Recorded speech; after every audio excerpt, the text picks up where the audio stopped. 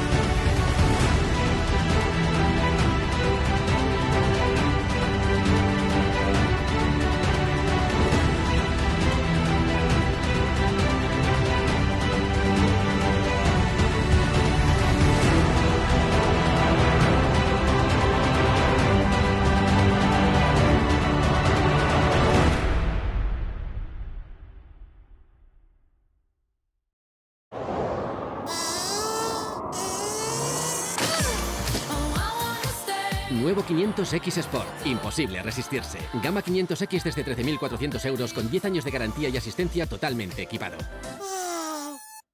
Ahora es tu momento. Gama Fiat con descuentos de hasta 8.000 euros con 10 años de garantía y asistencia. Hermanos Mateo Lorenzo, Polígono Industrial Las Casas, Soria. Ya están aquí las ofertas de vehículos que estabas esperando. Un año más, una cita ineludible en Soria. Aprovecha las exclusivas ofertas durante la feria y comienza el año estrenando coche. No esperes al último día o te quedarás sin él. Feria de Vehículos de Ocasión y Seminuevos de Soria. Este fin de semana nos vemos en Centro Comercial Camaretas.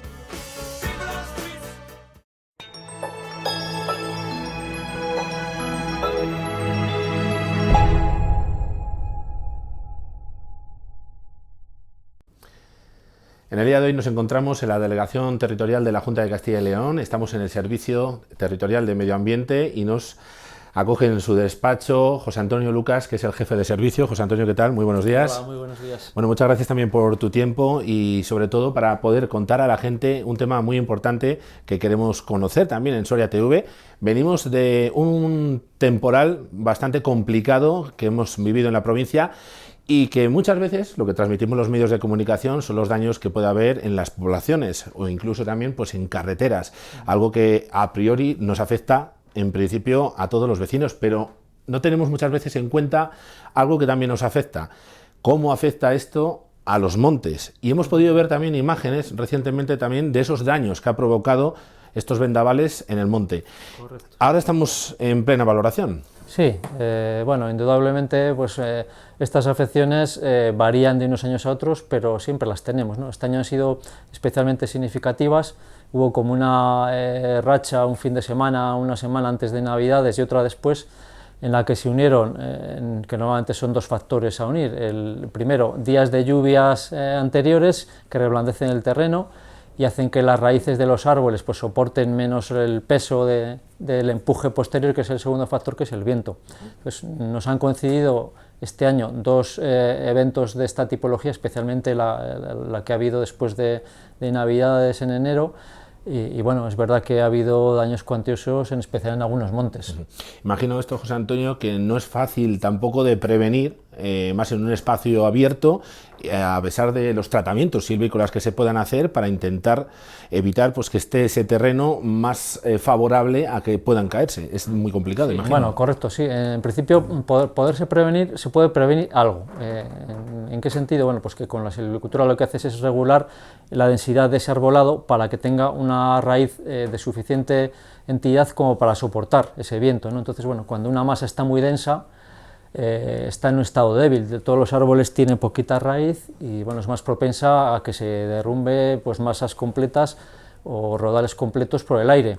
También te suele pasar cuando el riesgo que tienes cuando haces una entresaca o una limpieza, hasta que esos árboles recuperan el espacio que han ganado con los que competían, justo cuando has hecho el tratamiento también tienes un riesgo, porque aclaras la masa y bueno, que nos ha pasado en concreto en algún sitio que acabamos de hacer la entresaca y claro, en el primer mes, segundo mes, hasta que esos árboles van cogiendo resistencia, van ganando espacio, pues tienes un riesgo. Entonces, bueno, indudablemente luego cuando ya han ganado ese espacio, esas raíces van completando el terreno, pues son mucho más fuertes que una masa muy densa. O sea que sí que es cierto que se puede prevenir y bueno, para eso está la silvicultura y es lo que tratamos, ¿no? Pero hay veces que es imposible evitarlo y en este caso, bueno, cuando has tenido estos días que fue una semana prácticamente de días de lluvias seguidas, el suelo muy blando y unos vientos que llegaron a 150 km por hora, esa combinación pues es nefasta. ¿Qué municipios han visto de momento más afectados de los que habéis podido visitar? Bueno, en general estamos ahora haciendo la valoración, en concreto pues el año pasado, la semana pasada estuvimos en Navaleno con el ayuntamiento porque nos había llamado preocupado por los derribos que había habido, pero bueno, han sido varios motes, en general, bueno, pues la zona norte es donde más han afectado la fuerza de los vientos, ¿no? Y bueno, principalmente lo que hemos hecho es subsanar sobre todo las emergencias, ¿no? Ha habido pues, varios derribos en carreteras, tanto nacionales, comarcales como locales, incluso en el yacimiento de Numancia se cayó un árbol ahí en plena carretera, en pleno acceso, y bueno, pues se ha tratado de evitar sobre todo las emergencias, y bueno, estamos ahora en la fase de valoración de esos daños, ¿no? Que sí que han sido cuantiosos en algunos montes, pero bueno, no llega al caso que comentábamos del tornado de Navaleno en el año 99, que eso fue un desastre pues especial, ¿no? Muy complicado también, pues ya no solo recuperar esos daños, sino esa fase en la que estáis ahora, cuantificar, para que la gente también en casa se haga un poco idea, ¿por qué es tan complicado cuantificar los daños dentro del monte? Bueno, es complicado porque son árboles dispersos a lo largo de toda la superficie del monte, a veces en parajes que son difícilmente accesibles, más con medios mecánicos o con medios para bueno, pues, hacer la extracción de esos pies o hacer la medición de esos pies.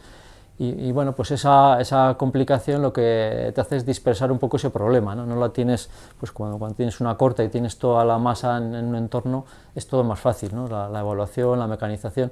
Cuando tienes este tipo de eventos, pues siempre es más difícil de cuantificar. Y bueno, sobre todo pues, que a lo largo del invierno puedes tener distintos sucesos de este tipo, como nos ha pasado este año que han sido 2 en concreto. Entonces, bueno, esto dificulta un poco las tareas y normalmente no se suelen hacer hasta pasado el invierno, porque estamos todavía en época de riesgo, ¿no?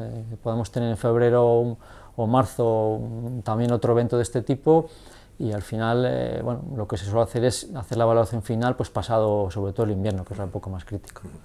Claro, hablábamos antes también de esa referencia con ese tornado que vivió también pues Casarejo, San Leonardo, toda esa comarca. ¿En qué momento un vendaval de este tipo, unas rachas de este tipo, pueden pasar de lo habitual de árboles caídos a ser casi considerado como catástrofe? Sí, bueno, lo que estamos hablando fue algo excepcional, ¿no? Yo no lo había conocido nunca aquí, me parecía que solo lo habíamos visto en las películas, en América, y bueno, fue un tornado que se inició en Casarejos, muy cerquita del cañón de Río Lobos, y bueno, prácticamente arrasó todo lo que llevaba a su paso en 109 hectáreas continuas de masa forestal, entre Casarejos, San Leonardo, Navaleno, y llegó a entrar algo en el monte Pinagrande. Entonces fue un evento excepcional, que nadie recordábamos ni habíamos vivido, y bueno, pues fue un pequeño desastre, ¿no? Que luego fue paliado con la restauración con fondos especiales pues para recuperar la zona dañada. Pero bueno, esperemos que no tengamos ese tipo de eventos, que es lo peor que te puede pasar, claro. ¿Hay un límite para saber cuándo pasa de una situación a la otra? No hay ninguna definición legal y demás, es simplemente pues ver la afección, cómo puede afectar a nivel económico a la población, de qué es lo que vive en los pueblos, los ingresos que puede tener la gente, los propietarios, en este caso los ayuntamientos y los pueblos que al final reciben directamente las suertes de pinos, pero no hay ninguna definición legal al respecto. Precisamente, aún estamos, como decíamos, valorando también esos daños, pero aún sin dar cifras, ¿qué tipo de impacto económico puede tener este tipo de vendavales? Hombre, ahora mismo es difícil de evaluar, es lo que te digo, ¿no? Pero bueno, si tienes una proporción superior a una proporción de secos nuevamente en un monte anual, pues suele andar el 0,5, 0,7%. Cuando tienes eventos de este tipo, pues igual te puede llegar al 1%. Bueno, y hay veces que estos eventos lo que te hacen es trastocar incluso las cortas de árboles verdes, porque tú lo que no puedes es en el monte cortar más de lo que crece. Entonces al final el cómputo de madera que tú aprovechas en un monte, tienes que detraer todo lo que se ha arrancado, lo que se ha producido por daños, y bueno, que al final lo que haces es venderlo pues a la mitad de precio o mucho más bajo, ¿no? Entonces el valor económico tienes que calcularlo entre la diferencia de lo que tú hubieses sacado si esa madera la hubieses cortado en un tramo de corta normal ordinario en verde, a hacerla dispersa en el monte a un precio lógicamente mucho menor. Eso es un poco lo que se suele calcular, pero vamos, ahora es difícil hacer una valoración exacta y habría que hacerla monte por monte, además es complicado. Habrá que esperar también a que terminen todas las valoraciones. Hay que esperar nuevamente hasta que no termine el invierno. Es difícil hacer una evaluación porque puede venirte otro vendaval pues en marzo, incluso abril, y pasarte cosas de estas, ¿no? Otro tema también que queríamos analizar con el jefe de servicio, con José Antonio Lucas, es lo que venimos de este fin de semana, un fin de semana en el que, como saben muy bien, hemos vivido ese Día de los Humedales, un día que a priori pues muchos pensarán en una provincia como la de Soria, que a lo mejor no hay tantos humedales como puedan tener otras, pero los ha habido y muchos de ellos se han perdido. En ese sentido también, ¿qué seguimiento se hace de los humedales por parte de la Junta de Castilla y León en Soria? Sí, bueno, primero recordar de dónde venimos, ¿no? Y bueno, en España, cuando se añadió al convenio Ramsar en 1982, pues prácticamente era una filosofía nueva, ¿no? El proteger humedales. ¿Por qué? Bueno, pues porque hay especies más sensibles, especialmente aves. Y bueno, ahí empezó un poco la política de protección de los humedales, ¿no? Nosotros aquí en Castilla y León empezó con un decreto creo recordar que es el 194, el año 94, en el que se protegían solo 4 de las lagunas que teníamos: la Larga, la Helada, Laguna Negra y la de Cebollera. Luego esta política pues se vio que había que reforzarla, ¿no? Pues sobre todo por el valor de las especies que viven allí, y bueno, se amplió en el 2001 a 27 espacios más. Ahora mismo tenemos 31 zonas declaradas húmedas de interés especial dentro de la Comunidad de Castilla y León. Pero no solo nos centramos en trabajar en eso. Hoy en día cada año hacemos un censo, por ejemplo, de aves invernantes en las zonas húmedas, y no solo lo hacemos de las zonas húmedas catalogadas. Este año 2019, por ejemplo, hemos hecho censo en 69 áreas humedales que nosotros, bueno, independientemente de que sean protegidos o no, pues tienen valor por las especies que albergan, ¿no? O sea que bueno, no se trata en sí solo de protegerlo, sino para qué lo proteges, ¿no? Normalmente, cuando se catalogaron las zonas húmedas era para tener una protección integral normativa, pues de transformaciones de uso, de desecaciones, que eso fue un problema muy común en el pasado, pues porque en tiempos pasados la gente necesitaba el uso agrario para vivir. Se desecaron lagunas como puede ser la de Calatañazor. O sea, hoy en día nos parece difícil, pero en aquellos tiempos era lo que la gente necesitaba, de lo que se vivía. Y bueno, no es justificarlo, pero realmente era la realidad, ¿no? Y bueno, pues pasó en toda España y en general en zonas civilizadas. Y bueno, ahora la filosofía pues es ir recuperando incluso algunas de esas zonas húmedas perdidas, ¿no? ¿Se está trabajando en ello? Sí. ¿En qué zonas? En concreto, por ejemplo, estamos en conversaciones con la subdelegación, la Junta de Castilla y León, para intentar recuperar la laguna de Calatañazor, que está además en espacio protegido. Ahora mismo no está catalogada porque no hay laguna, fue una antigua laguna que se desecó, y bueno, nos gustaría a todos recuperarla. Ya estamos un poco pues en conversaciones con la propiedad del monte, que son el Ayuntamiento de Calatañazor y de Avioncillo de Calatañazor, a partes iguales, y bueno, pues a ver si conseguimos llegar a un entendimiento para recuperar esa laguna, que por otra parte ahora mismo no está aprovechable para la agricultura porque se inunda y tampoco pueden aprovecharla para ese uso actualmente. Entonces bueno, ahí estamos, por ejemplo, en intentar recuperarla. José Antonio, como hablábamos también hace unos instantes, por ese uso agrario se desecaron muchas lagunas, muchos espacios húmedos, muchos humedales. Hemos visto también la, entre comillas, facilidad que tenían para poder desecarlo, pero ¿cuánto costaría también volver a recuperar un espacio así? Es muy complicado, es tan complicado como poder desecarlo. Bueno, la complicación más que de cuantía económica es sobre todo de disponibilidad de terrenos y bueno, de voluntad, ¿no?, de las administraciones para invertir algo. Entonces, bueno, en el caso de Calatañazor la desecación fue por drenaje, o sea, se hicieron unas zanjas de drenaje, y lo que habría que hacer para recuperarla es, pues lógicamente, taponar esos drenajes y evitar que el agua se vaya por esos drenajes al río. Y bueno, no es una obra cuantiosa a nivel económico, pero bueno, sí que tienes que hacerlo con consentimiento de la propiedad, y bueno, eso requiere pues lo que estoy comentando, ¿no? Pues un acuerdo en este caso con las dos entidades propietarias, y bueno, pues yo creo que al final llegaremos a un entendimiento.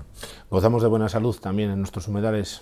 Sí, yo creo que sí, ¿no? Que Soria, al ser una provincia muy forestal y bueno, pues haber cuidado en general la gestión de este tipo de cosas desde hace ya muchos años, pues bueno, todo es mejorable, ¿no? Pero bueno, tenemos en el censo, por ejemplo, que hemos censado en 69 zonas, además de las catalogadas en otras, pues nos da idea de zonas de especial valor, ¿no? Y hay zonas pues muy valiosas, como pues el embalse de Monteagudo de las Vicarías, donde hay muchísimas especies diferentes, y bueno, hemos llegado hasta censar hasta 864 aves, y bueno, hacemos un inventario que lo hacemos con medios propios. Quiero resaltar el trabajo, además de dedicación, en muchos casos y días exclusivos de los agentes medioambientales y de los celadores de medio ambiente de la propia Junta, porque es un esfuerzo añadido a su trabajo diario y que es una cosa que hacen con gusto, ¿no?